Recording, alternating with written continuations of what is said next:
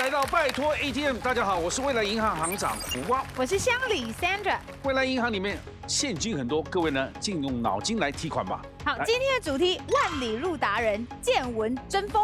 首先介绍这位是曲光富，你好，光哥好，各位好，大家好。这么年轻，他听说是旅行社对啊，就开旅行社的。啊，对，我本身是开旅行社，用叫长旅游。有的人负责县市，比如说在亚洲，有的负责可能很冷门的，像冰岛啊、欧洲啊，特殊的都是我们。这就光哥讲对了，我们就是冰岛啦、欧洲啦、非洲啊这种。是啊，所以我要问了，对不对？比较特殊的，然后比较深度旅游。对，因为短程线的话，很多背包客啊，大家都去了很多了，所以我们会带比较专业的路线，然后找一些比较专业的领队带大家这样。接下来介绍是逸轩，嗨，美丽的逸轩。哎，我真的一直常在电视上看到他，我不知道他在南非长大。哎，小时候啦，就大概10岁左右，因为那时候因为我爸爸是军人嘛，所以那时候还有邦交国的时候，有爸爸被外派到南非，所以大概10岁去南非。父亲是空军的飞行员，现在是中将退休。退伍，早就退了，退役是中将，但是有时候驻外大使他是武官呐。哦，对，那个时候在南非是空军，就是他也去英国留过学，欧洲留学。对，就是大概10几岁的时候，那是去游学，然后所以就在英国游学，然后可是那时候又去好多，比如说法国啊、瑞士啊、德国等等地方都有跑过。班杰你好，嗨，大家好，大家好。班杰是在Massachusetts 那边。我的美国各州都有家人，所以但我主要是在波士顿长大，是主要时间。哦，在波士顿长大。对。哎，你家人都在美国，为什么你会想到台湾定居发展？对啊。所以我的爸爸应该我16岁的时候他就回归台湾嘛，回来这样子吗？回来他就美国退休，他就回台湾嘛。哦。然后我是不想读书的啦，原本啊，我顺便回来也是照顾爸爸的。我是为了学功夫，对，他还是金钟儿少的这个节目主持人，对，而且他最近也主持旅游节目嘛。对，最近主持我也不是最近，应该是去年啊，就是那个台北大众走，台北大众整个盆地这样子走7天，欢迎你。来，接下来介绍大文，隔壁的大文，好，乡里好，台艺大戏剧系，是的，是的。对，那跟行万里路有什么关系？因为我之前主持《时尚玩家》的时候，托节目的福就是游遍了全台湾。要不然本来我其实就是在家里面理虫啦，这样子。哎，接下来介绍博瑞，嗨，博瑞好。来，你要不要自我介绍一下？我之前是那个科批的随行摄影，所以跟他一起走遍蛮多地方的。那我自己写了一本书，要送给行长。这个里面该不会打开全部都是科批吧？没有，是都是他吗？流动，对，那本书是里面很多是你照片上。对，我在全部都是你的照片。对，成为科批随行摄影前，其实我就开始拍台北了。那里面的文字要表达的是什么？文字其实台北是一座很漂亮的城市，就是本来这本书前面的名称叫原来台北这么美，那其实以后会在西区看到一整片的古迹加上高楼大厦，九份啊，对，其实台北是一座很漂亮的城市，值得大家细细看。可是空中你是在飞机上拍的吗？行长，其实那是在大屯山上拍的，就这么美啊！感觉是在空中的机舱里拍出来的，对，气势磅礴。当秋转冬的时候，台北其实会有云海，大家会觉得雾茫茫，但其实从大屯山看是一整片的云海。最喜欢有热情的人了，很棒，欢迎！我准备让我助理出去1年好好拍照。好，换助理啊！好，谢谢你，我是行万里路啊。接下来介绍2位专家，首先介绍美女主播赖佳莹主播，好，好的好，乡里好，大家好，我是佳莹。接下来介绍生物科补教名师张宇老师，张宇老师是清华大学数理教育研究所的负责人。马上进行第1回合存款争夺赛。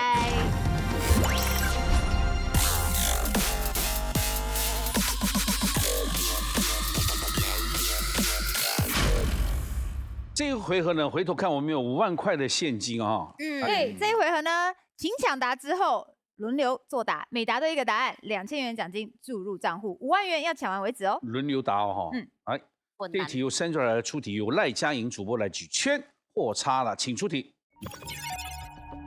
出去旅游最怕遇到饭店出状况。根据网络20万的声量调查，旅客最常抱怨饭店的10大 NG 状况有哪些？自己抢答。来，光哦，谢谢行长。好有礼貌太老旧，太老旧，对或错？恭喜答对了。哎真，的请2000。以乖以乖来，接下来艺人我想到了一个，那个什么隔音很烂。哦，隔音隔音因为超烂。我就有一次去拍戏的时候，真的就是就南部的饭店，然后你真的半夜都会听到隔壁的聊天声，也就或者罢是床铺在撞的声对音。是的，还有嘶喊的声音。 OK，对或错？恭喜答对啊了，，请加可以2000。不要床那种咚咚叮咚咚咚叮当叮咚咚咚。来，我觉得我老婆最怕是异味，哦，情绪什么尤其是什么抽香烟的味道。对香烟，有人抽过烟，或是那个厕所太臭，或是那些被子啊，他就觉得说味道霉没味，味没味，对对不对？对对或错？恭喜答对了。哎，请加异味2000。哇，哎，大文，床不好睡，恭喜答对了。请加2000。博瑞，离市区或是景点距离远，啊，location 不好啦， location 不好，地对或错？点不好。恭喜答对了。加这2000。个也有。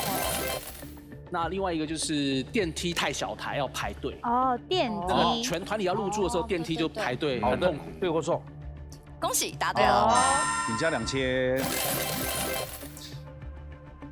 还有那个，我想脏就是很脏，就没有清洁干净。可能你进去的时候有看到那个地毯上有一些脏污啊，各种对这种。脏对对对，垃圾桶那你看还有卫生棉啊。虫啊，好可怕，那种就会很哎，可怕对。或错？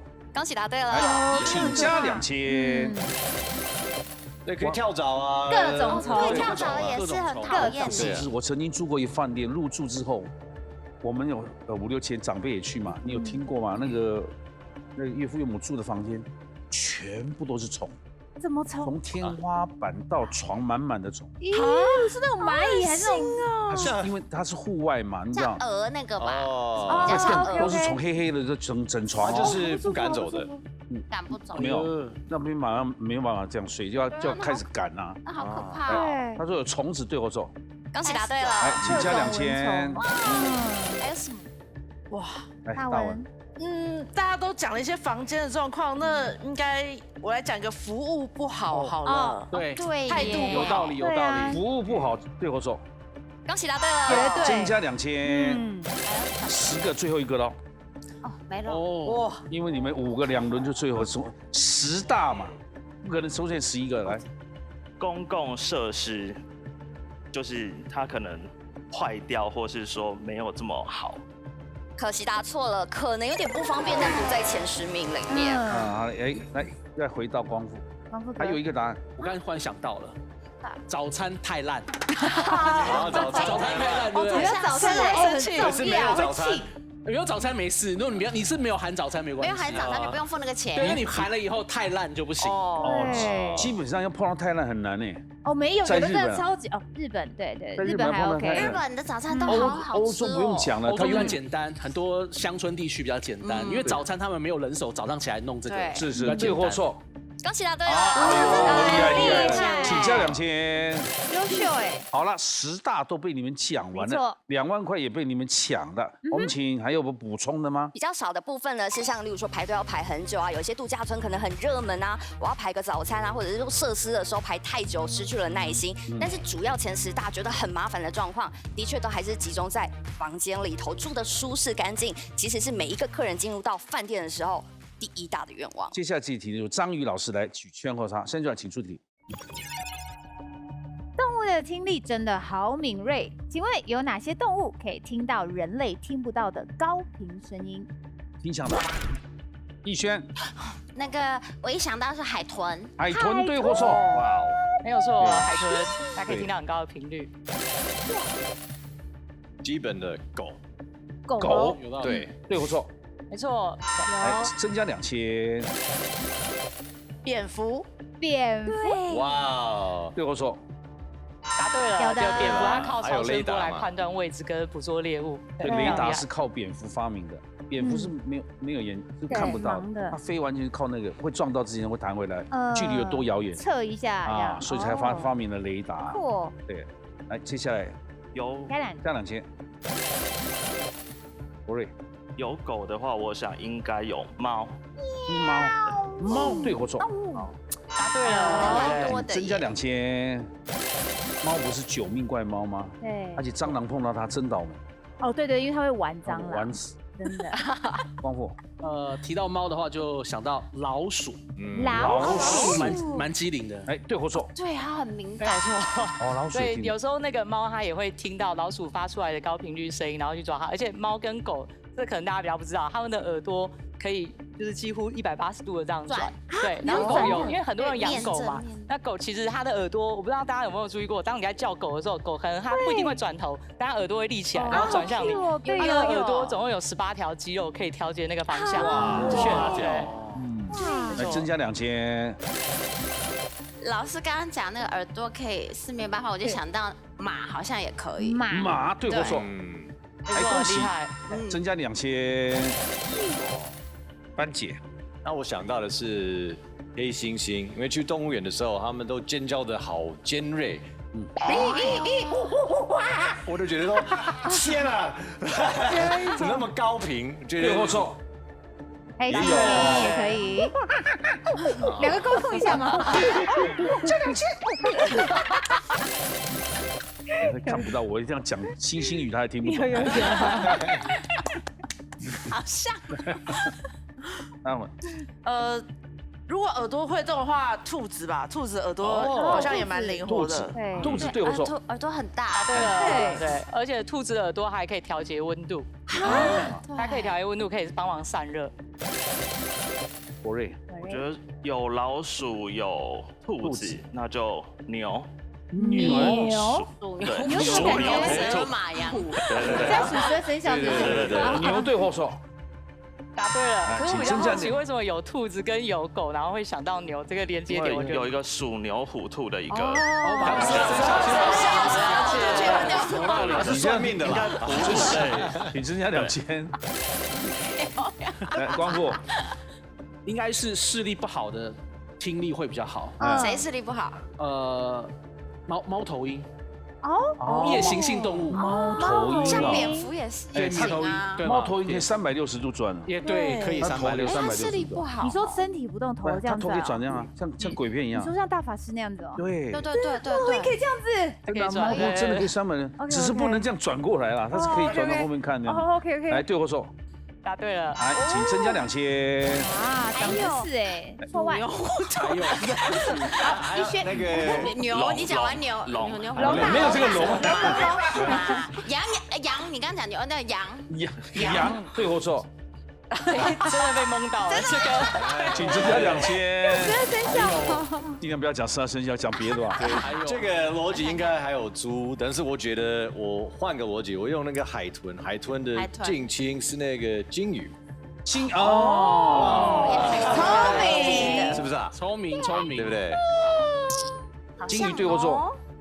答对了，而且金鱼啊，在不同的族群的，他们其实是一个 group，然后不同的家族，他们发出来的频率会不一样。对，所以他们可以去找到自己的家人。我觉得鸽子应该也有，因为鸽子好像蛮敏锐的。有道理。鸽子对或错？对啊。请增加2000。你是说赛鸽还是乳鸽？乳鸽是已经端上来的那个。你想要骗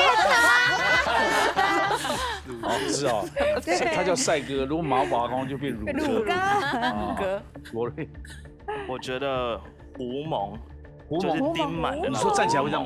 对，因为它警戒性应该是比较强。对，那个狐獴我讲。很像，你可以自己一个人点完动物园所有。狐獴对或错？对，没有。好小切你演半天才真是的。哎呀，来继续。我本来要回答土拨鼠的，可是狐獴不对的话，我会换一个方向。耳朵很大的，对，大象。大象听力对或错？有吗？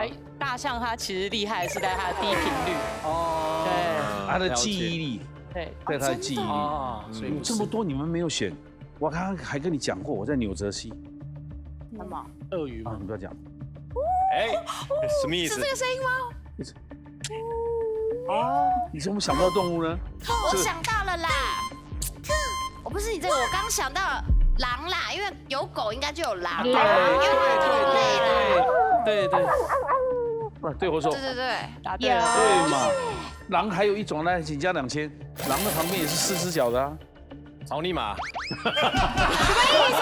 对不起，你怎么骂我们呢？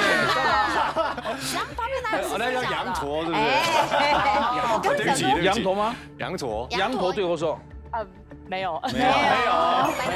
大文，那个狼旁边4只脚，狐狸。 Fox。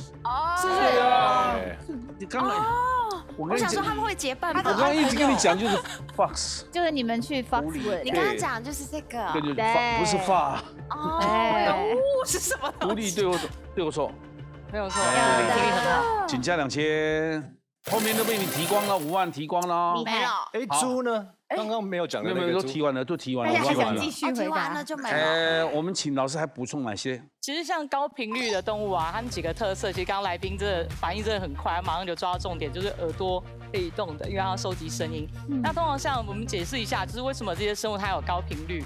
高频率的特色是它们通常生活在树林里头、丛林里头，那种地形比较复杂。那声音高一点的频率，它穿透力虽然没有，它的穿透力没有那么好，可是它很容易反射。所以它在判断地形上面对它比较有优势，而且因为这些生物像很多都是鸟类，它们其实吃的是小昆虫。小昆虫因为体型很小，所以如果它今天是低频率的声音的话，很容易就是往不同的四面八方方向散出去，它没有办法好好的收集。所以通常像鸟类啦，或者是一些那种比较啮齿科的那种收集一些比较小的生物的食物来源的，它们的高频率的声音会收集的比较好。那像大象，可能很多人会很讶异的是大象。因为就是大象耳朵那么大，不是应该要听高频率的声音吗？对，但其实大象它是生活在这非洲路线，这个我待会要跟您请教，因为我想要去坦桑尼亚。对，因为我自己也很喜欢旅行，所以我今天看到这些来宾，我就觉得很兴奋。因为我自己之前也去旅行了，就是快1年左右的背包客旅行，但那个时候没有去到非洲，有点可惜。等下再跟你请教。那我讲大象它的特色是它的声音是低频率，低频率穿透很好。我们举一个我们日常生活中可以感受到的例子，不知道各位有没有觉得男同学在背后讲话跟女同学讲话，哪一个比较容易被老师听到，然后骂？女同学。女生吧，是不是？女同学。女同学应该是她尖叫太大声了，通常是男同学的声音，因为男同学特别是那种声音频率很低的，我跟你说什么的，他那个穿透力就很好，所以如果他生活的地方是那种很空旷的地区的生物，他的声音反而穿透力要很好。对，所以大象它的声音其实是要传递很远，它可以传递1-2公里是没有问题的，那个低频率的声音。对，所以我们刚刚说复杂的地形的话是高频率为主，但是如果今天是很空旷的地区，而且大象基本上也没有什么会掠食它。好，生物好奥妙。是的，我们结算一下什么成绩。好，目前光复哥1万，逸轩12000，班杰1万，大文12000，博瑞6000。接下来进行下一回合，赢者全拿。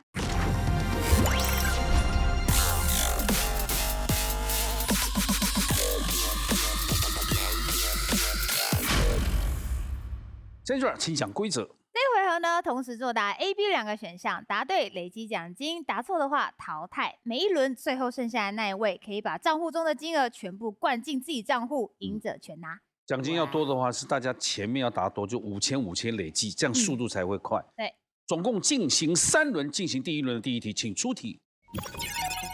搭飞机也可以使用 WiFi， 但要注意，在飞机上使用 WiFi 有什么规定 ？A. 到一定高度才能使用。B. 视讯必须戴耳机。请作答。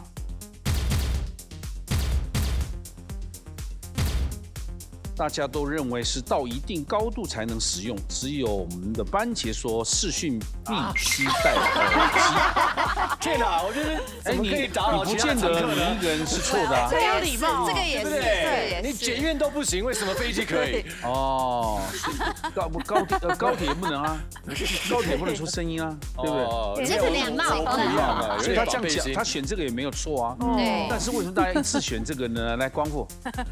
一般来讲，我会觉得是应该是为了非常安全，所以必须要起飞的时候都不能用电子用品。对，哦，是，好，就这么简单了，请公布正确解答。正确答案是 A， 到一定高度才能使用哦。你是搭飞机，大家那么不礼貌啊！太礼貌了。班杰来，请先到那边坐一下啊。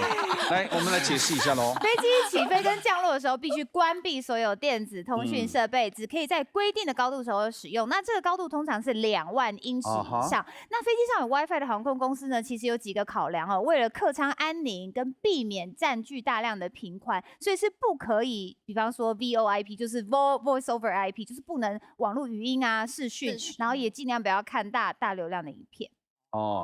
看电影也自己要带，就自己先下载好嘛，先下载好，看飞机上就好啦。可是有人就想要自己看自己的电脑的电影，iPad 什么的。对呀，来4000块。下面一题，请出题。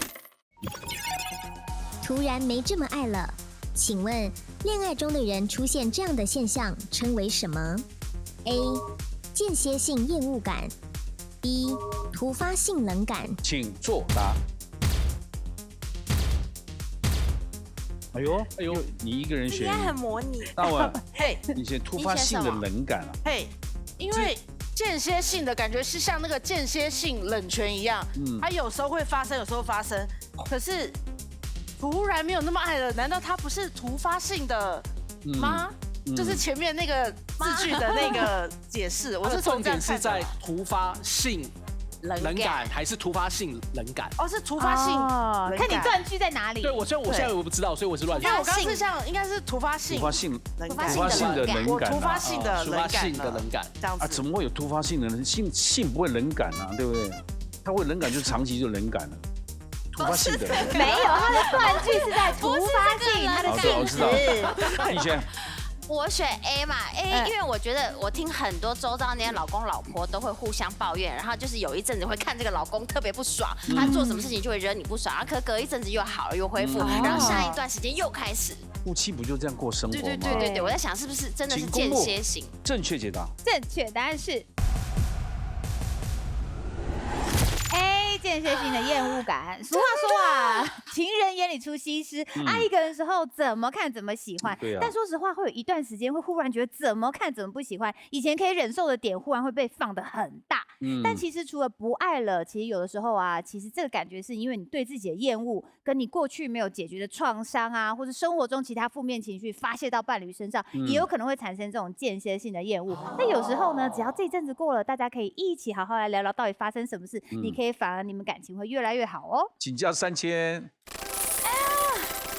你们两个会不会你们两个太快了，经验值的问题啦，真的。来，下面一题，请出题。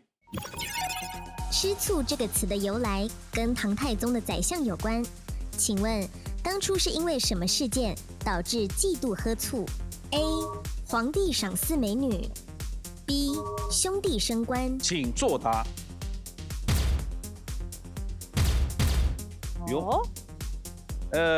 一个每一题都淘汰一个，真的赌一把。我觉得好像有听过的故事跟打翻醋坛子是有关系的。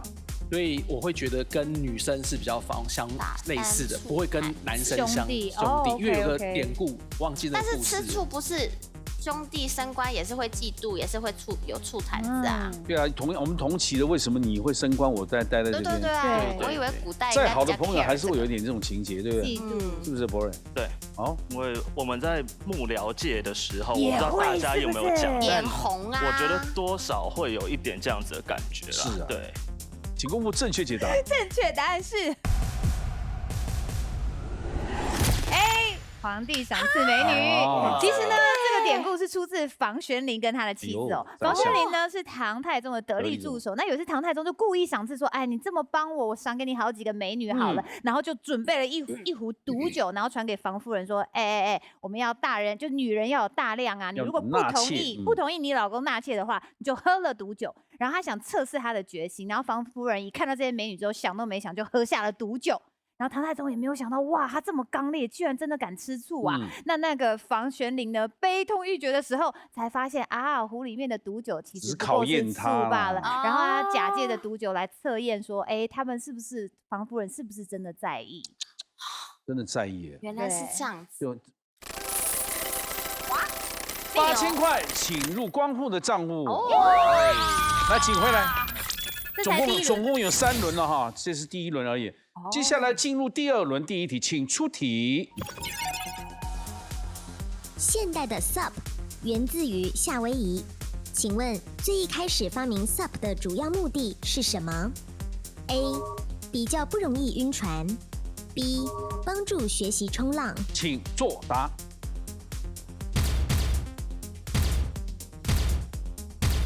我跟大家一我也样，不知道，这个也蛮难的。一样吗？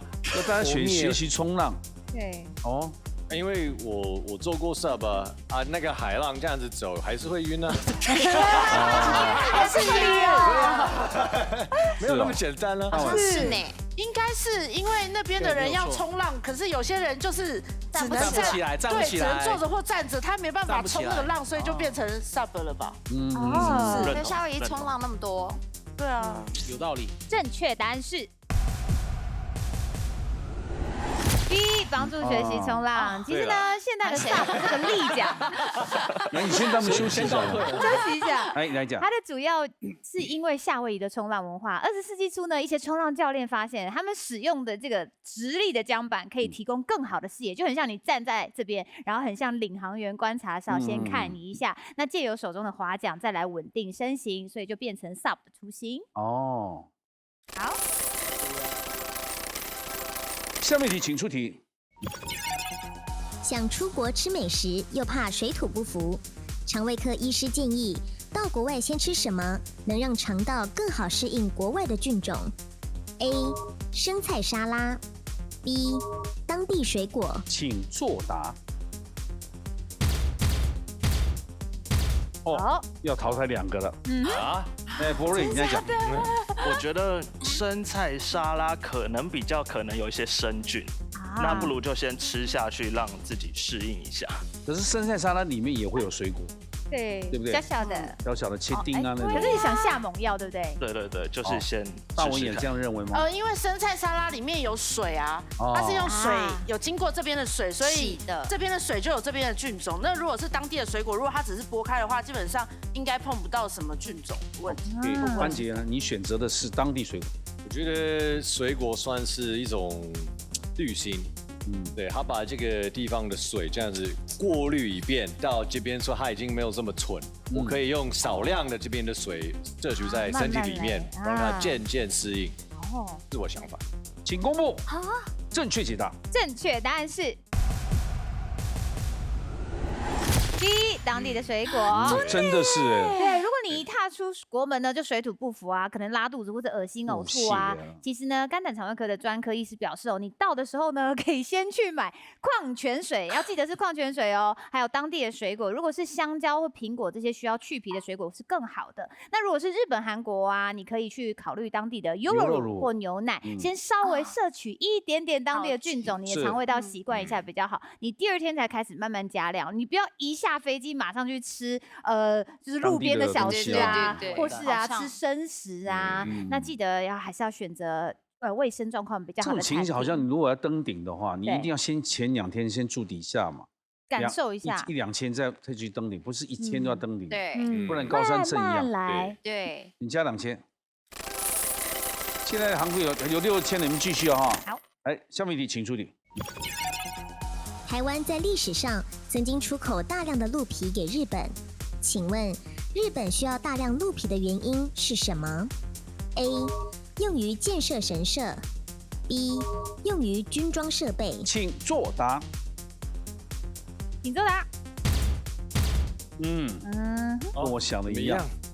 建神社不需要鹿皮吧？应该是装备上那个冬天装潢啊，鹿皮装潢，军装设备啊。就军装里面有可能很寒嘛。对呀，然后比如说骑马上面可能是不，那时候有骑马，有战马，有一些皮件，对，或者是铺在马身上。对呀，正确答案是 B， 用于军装设备。其实16世纪晚期呢，日本战国啊，需要一直打仗嘛。那个时候，不管你是统帅或是一般的兵呢，你都需要带盔甲，然后要投入作战。那鹿皮呢，是武装用具的基本材料，比方说刚说的铺垫啊，或是包覆啊，或是制作成皮绳啦、靴子啊、袜子啊、刀柄啊，都要用到。而且这个武具本身呢，你还是会耗损的，有时候又要常常更换。那他们本身呢根本就不够用，所以当时才需要大量的进口。对你可能用久了，那鹿皮会秃一块啊，对对不对？会秃掉嘛。对，毛没了。对，好，请增加2000。下面一题，请出题。好吃的冻饭是民众想吃日本料理的热门选项，请问冻一词在日文中一开始指的是什么 ？A. 容器 B. 新鲜。请作答。都选的容器，一样，没关系。如果连续3题都答对，奖金均分而已。如果都答错的话，就轮到下一轮嘛。你们这只是第1轮嘛？第2轮。第2轮。正确答案是 A 容器。其实日文的冻呢，一开始就是容器啊，现在是指可以装食物的餐具，或是装了饭跟配料的菜，配菜的料。那会依照前后文而有不同的意义哦。第2题了，第3题答对均分了。第3题请出题。根据农业部最新调查统计，农药残留排行榜第1名的蔬菜是什么 ？A. 辣椒 B. 花椰菜。请作答。怎么这么高？我很快啊，会不会是辣椒？大家就选花椰菜，会选花椰菜，为什么有辣椒跟花椰菜？如果你说高丽菜、花椰菜还难猜嘞，对，为什么跟辣椒这么多？辣椒不是很平面吗？大家会觉得哇，这个辣椒是不是虫很喜欢吃辣椒？虫应该会怕，怎么会想吃辣椒？很多虫也喜欢吃辣椒。有谁？你邻居哦？谁？辣椒很好种啊，那个花椰菜不好种。而且还有那个。残留嘛，因为它就是花椰菜很多缝，对，就它可能会比较进去，不好要用水一直流这样。对，它至少辣椒是光滑面。对，我2个都种过，花椰菜不好种，那个虫卵很多，如果你没有用网子，哇，天哪！正确答案是。看到没有？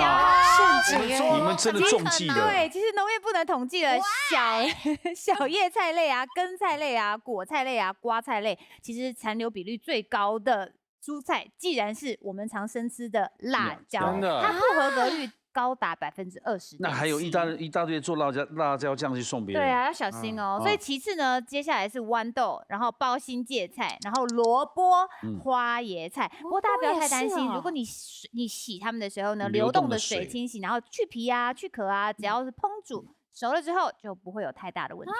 对了，农药要吃很多才有事啊，吃一点还好。一点点嘛，谢谢你的安慰，谢谢。你有办法真的洗得干干净净吗？也很难的。3位请回来。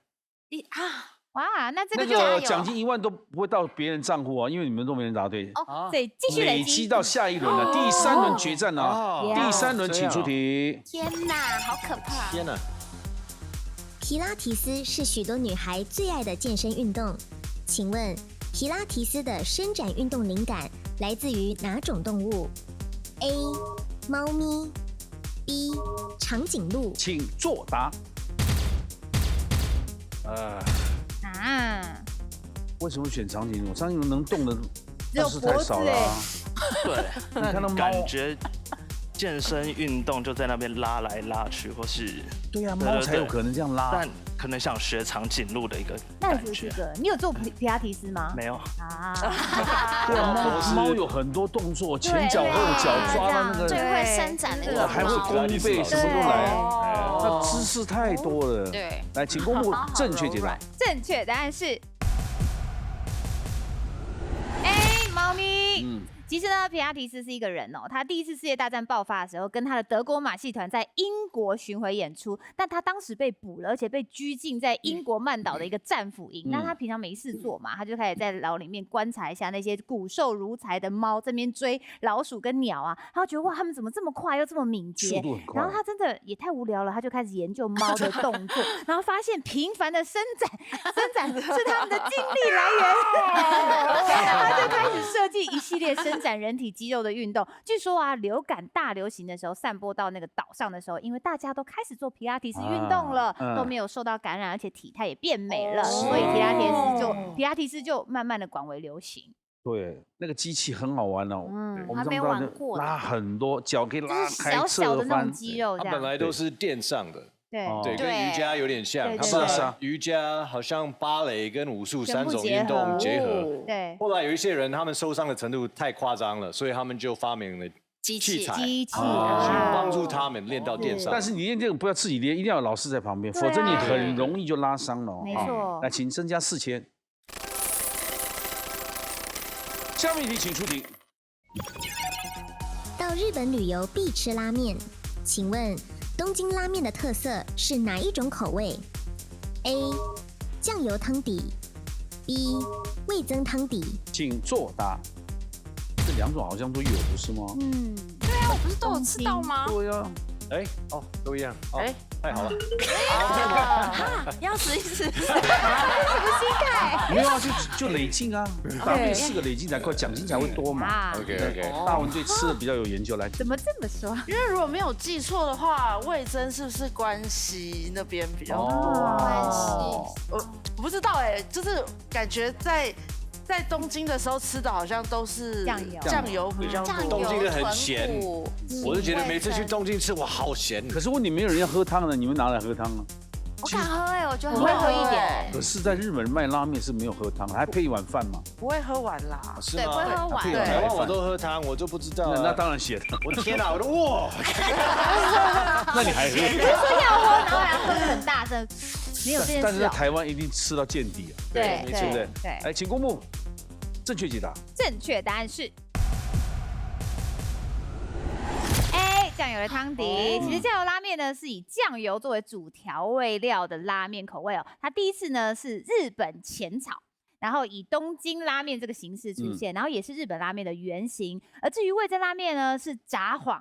还是它的发展对，在那个北海道，所以札幌这个拉面味噌拉面是比较不一样哦，它是猪油跟蒜头炒青菜之后，加到味噌豚骨汤里面一起煮，之后再把煮好的面放进来，所以煮法有点不一样。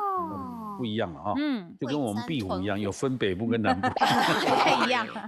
增加4000，18000嘞，继续，来，请出题。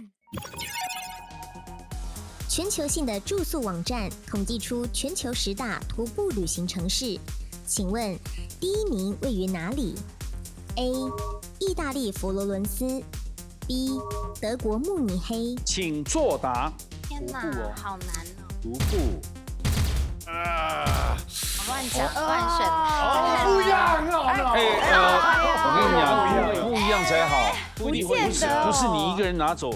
就淘汰了，这个是好啊，不然大家按一样的。来，请说。我想说那个意大利的佛罗伦斯就是坐船啊，它有名是坐船。你讲是威尼斯吧？威尼斯。哦，是吗？不是，威尼斯才坐船，威尼斯往上走是佛罗伦斯。哦，对。然后米兰哦，对啊，我们沿线是一直到罗马。我搞混了，对，佛罗伦斯是很多艺术品，应该徒步是不错的。影响美丽误会啦，怎么搞的？德国慕尼黑是喝啤酒跟吃香肠。猪肋排，pub crawl， 对不对？一边走一边喝酒嘛，对不对？佛罗伦斯有一个叫翡冷翠，对不对？好像叫翡冷翠。它的佛罗伦斯的名字就是翡冷翠，同个名字，都一样，别称而已。请公布正确解答。正确答案是。不要是慕尼黑，不要是慕尼黑，怎么可能？第1，德国慕尼黑。真的，他赢得。这是威尼斯的船。旅游有一个呢，我们来解释一下，有一个住宿线上的预订平台 Booking.com， 那它针对全球10大的徒步旅行的城市，那100万旅客大家来选择嘛，慕尼黑居然是首要的选择哦。为什么呢？因为它市中心有非常完善的人行道，每个转弯都是一个美景，然后里面呢，欧洲最大公园之一的英国花园也在那边。那它这个城市呢，有田园景致啊、历史遗迹啦、啤酒花园啊，还有日式茶屋，你想得到的什么都有。对，而且我告诉你，德国你去听不到喇叭声音哦。哦，大家很有礼貌吗？我去住几天，从来没听过人家按喇叭。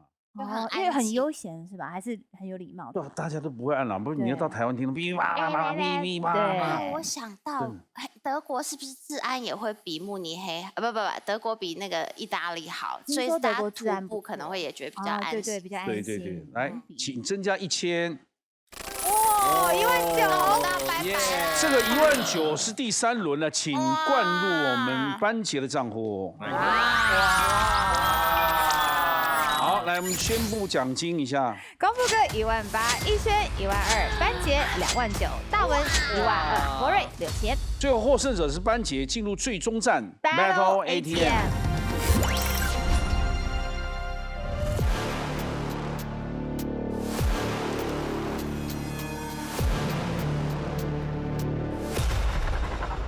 我发现这几集老天爷对我们非常好。没错，班杰挑战49000都没关系，可是29000，来，请插卡。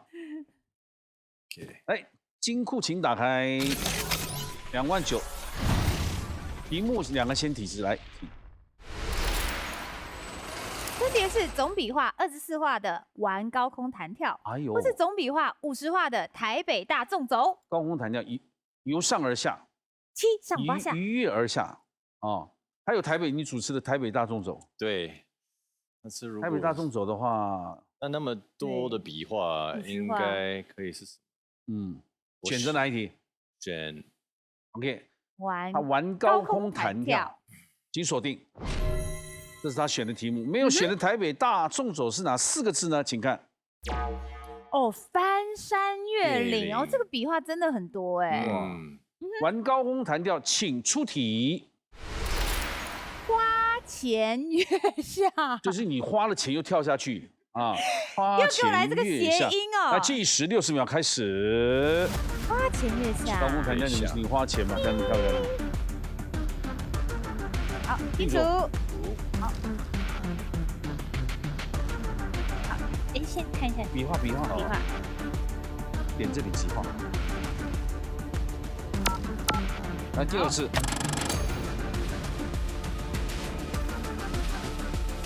如果不去写第3个字啊，先写第3个字。OK。哎，笔画。来，第3个字清楚，月下，清楚，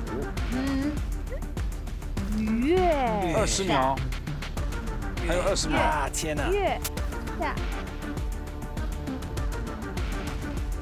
那里面的那个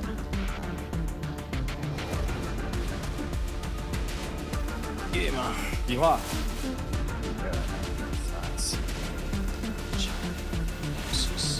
你剩不到10秒了，赶快。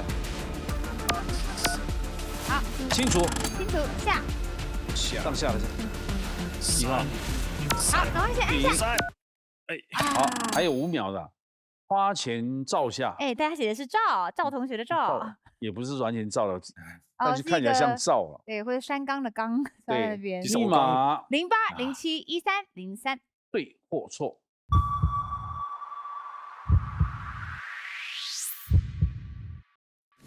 错，改哪个字？我建议你改那个月吧。5秒钟啊，哈，好了，来，清楚。改月，清楚。计时，清楚。计时开始。月。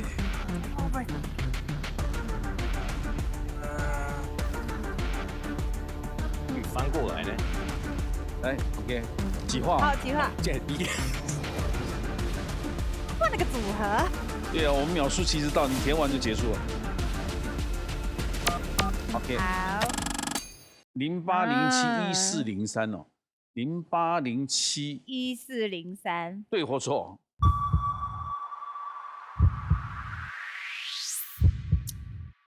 啊，可惜。这个月很简单的月啊，你为什么写的？对，为什么那么复杂？月不就这样吗 ？Start 月。真的吗？如果是08090403，对或错？对，这样就对了。你那个月想半天，你看到没？一个字就可以卡死。对，没有，他被骗了。正确解答。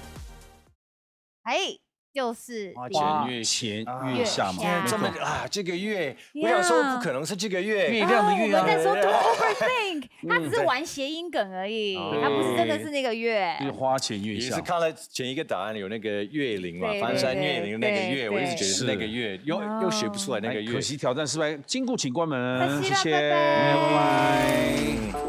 来，我们往前。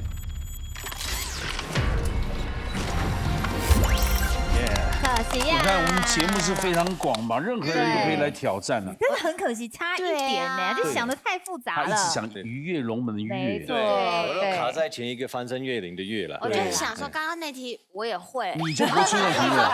你说花田月下，终于我你不会，会写的。你出那么多魑魅魍魉啊！不会。好，谢谢大家来参加我们今天节目。晚上8点锁定，拜托 ATM 把智慧变现。谢谢，谢谢你们，谢谢啊，谢谢，谢谢先生，野花哥，谢谢。